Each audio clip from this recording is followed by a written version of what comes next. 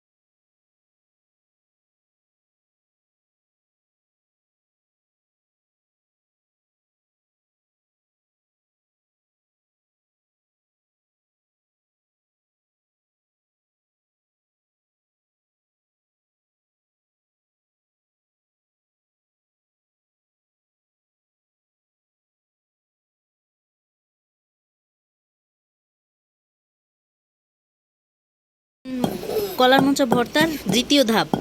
প্রথমে আমরা কলার মোচা, তারপরে চালতা, এগুলি কি করলাম জানি, ছেঁচলাম না, ছেঁচা নিলাম।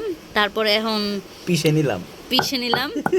আর এখন ওই যে কাঁচামরিচ পিষতেছি, তারপর সব মিক্স করব তেঁতুল দিয়া। উফ, তেঁতুলের কথা মনে পড়লে খুব মজা লাগে। ওই ওই মহিলার ইয়াটাও নিয়ে নিছে পরে। মহিলা অনেক কান্দাকাটি করছে, পরে নতুন করে আবার খুলছে। তো ওই মহিলাটা দেশে আইলাম ক,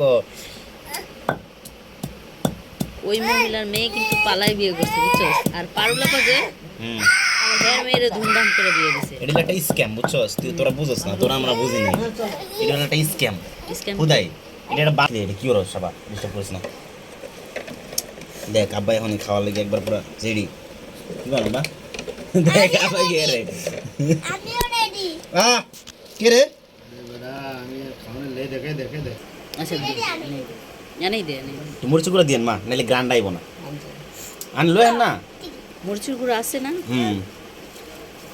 ওই পছন্দ তো বাদ করে ওরে আইতে দিছে, রাগ করছে। জান জান জান